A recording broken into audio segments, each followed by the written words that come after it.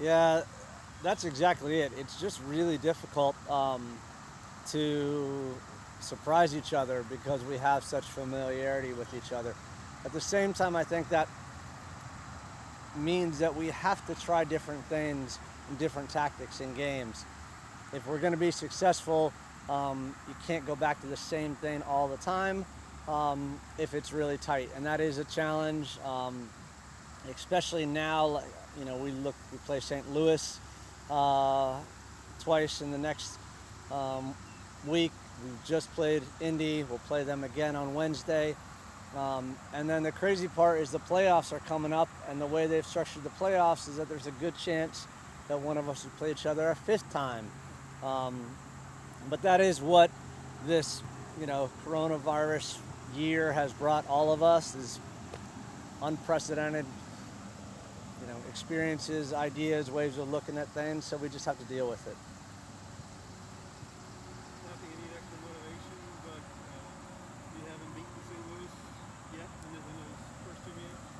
Yeah, it is absolutely. I don't know if it's just motivation, but it's the reality is that if you have this 4 game series, you automatically think you have to get 6 points out of that at a minimum to put yourself in a good position. So right now we have 1 point out of a possible 6, and we need to come into Saturday night and get all 3 points. This is one of those 6 pointers where it would take away 3 possible points for St. Louis, and then we got to do the same thing again when we return there next week. Did the slow start after the restart ever erode this team's confidence? Was that ever a concern, or was there always a thought that you'd get things together? I mean, for us, no, we never lost our confidence, our swagger, our belief in how we do things. I know it's a cliche in sports, but we always trust the process that we go through, and we feel really good about that. Um, all the fans that wanted to have Sack Hack out there probably lost some of that confidence, but we didn't. We were talking You to love that I mentioned that, You don't were you? never on the Sack Hack bandwagon? I was never on that bandwagon. I don't know why, but we were talking to a couple of the defenders about some of the continuity they've established on the back line. We hear a lot about the offensive philosophy of wanting to play from the back and produce there. Defensively, aside from the basic of not allowing a goal, what are you guys trying to accomplish back there as a unit? just trying to be a good collective unit. And to your point, it takes relationships. And the more you have understanding about the guy next to you or the guy in front of you, the guy behind you, that's what good teams do. So once you start finding that those relationships are working, obviously, you don't want to change much from that. And that has been a strong point for us. But we also, I think we've started every single one of our 8 defenders because we have quality there. We have depth. But really, when it comes down, you do want to get that continuity going. What's it been like as you all kind of had to make that transition from regular season play to postseason play? Well, we still have a lot of work to do. I mean, we have 5 games left, and we are, we have not secured a playoff spot. We were in first place going into yesterday evening, and now we're in second place. We haven't done anything.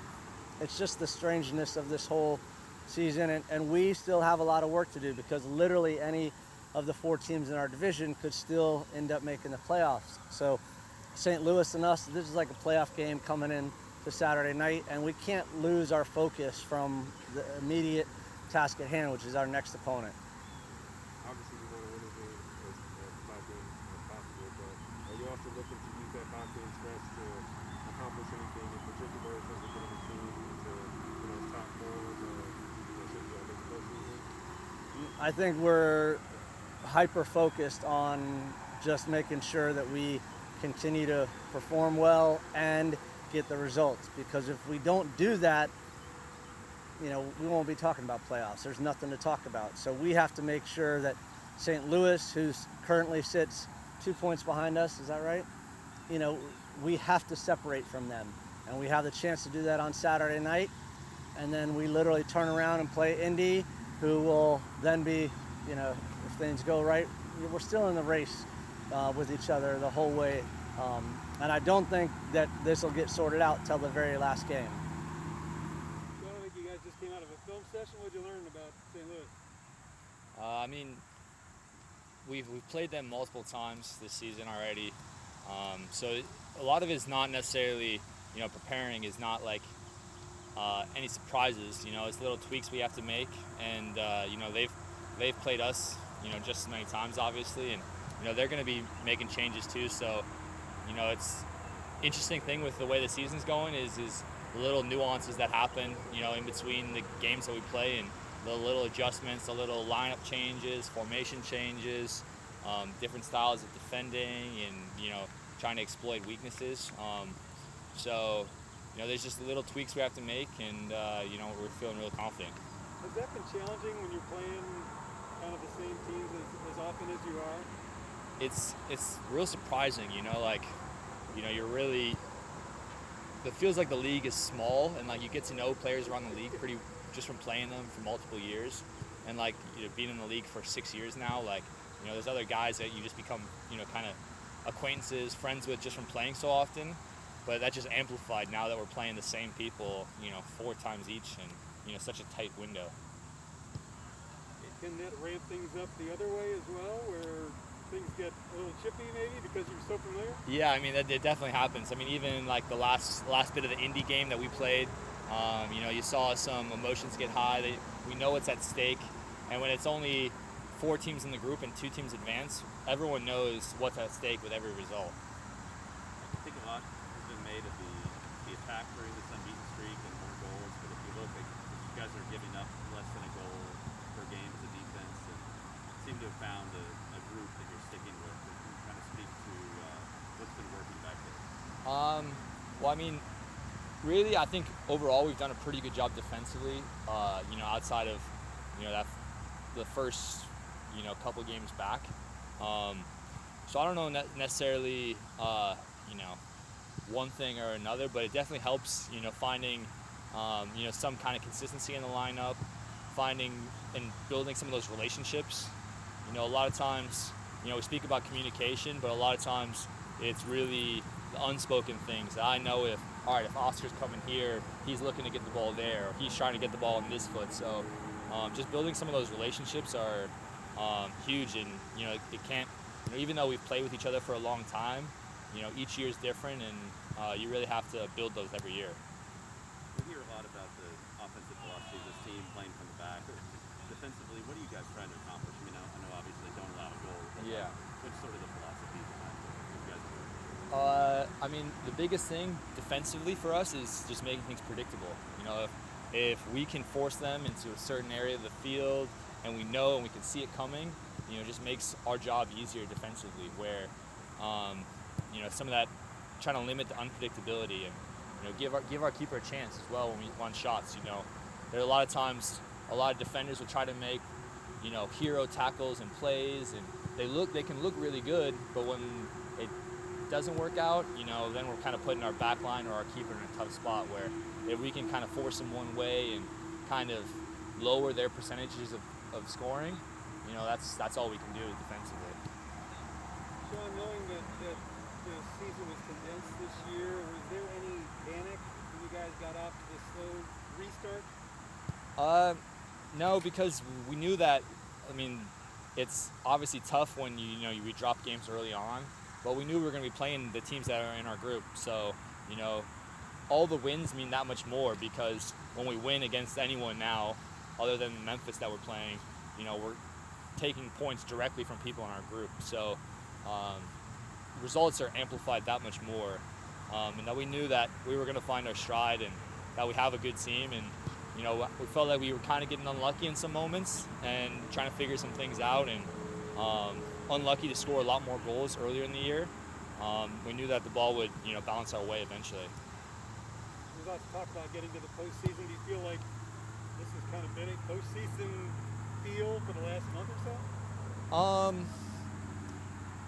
so? Every game we really go into feeling that it's a must win, but it's not quite the playoff feeling, you know, especially for the guys who've all been here for a long time and had long playoff runs. There's something different that's in the playoffs. So it's not quite a playoff feel, but it's definitely, you know, nothing's taken lightly, and we definitely go into each game thinking that, all right, this is 3 points for us, and we're taking away points from the other team. Oscar, what's been the difference with this group for the last month and a half? I think the self-belief, the confidence, with all the players on the squad, you know. I think I alluded to it a couple weeks back, you know. There's just bounces that we need to go our way, and once it started going our way, you know, the confidence seems to grow, and I think you've noticed that in the last couple performances from the club. Is that something you kind of always knew was there and would eventually the bounces start going your way? Yeah, I mean, you know, when you start the season, you know, obviously the goals are to, you know, win a trophy at the end. At least with this club, and you know, things aren't going well, so obviously the doubt comes in. But I mean, we're out here every day. You know, the coaches are out here every day, seeing all the quality we have in training, and it's just like you said, you know, the bounces. Once they go our way, that's when the confidence starts to grow, and that's when you see the positive performances. How do you like the condensed season and playing kind of the same teams over and over again? How do I like it? I don't really like it, to be honest. Just playing the same opponent 4 times, to me, not my favorite thing. You know, I'd like to go and play different clubs and travel, and you know, you kind of grow as a club when you get to do those things. The team chemistry actually gets better when you get to experience those road wins or those road defeats. You know, it really lifts up the team, and so we've had a lot of games at home, which, you know, don't get me wrong, it's not that I haven't enjoyed those. It's great, you know, playing in the beautiful stadium with some fans is great, but for me, a long season is great. It's when you really get to show, you know, your depth of your squad. So yeah, I mean, I wish it was a long season, but given the circumstances, it's great to actually be out here and playing. So I'm happy for that.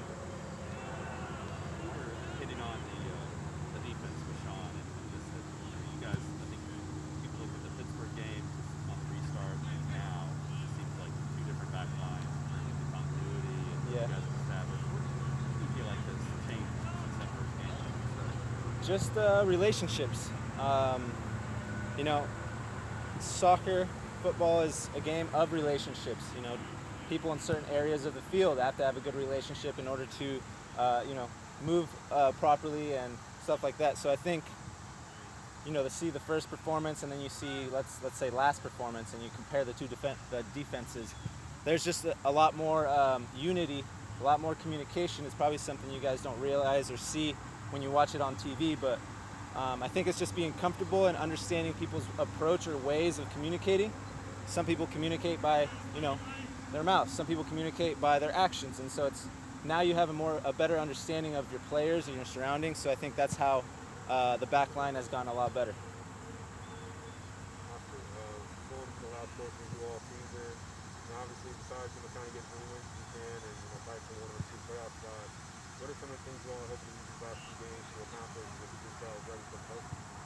Honestly, we just hope to continue this good form, and to be honest, to get better, because although we've been getting results, it hasn't been the greatest performance in terms of like what we're capable of.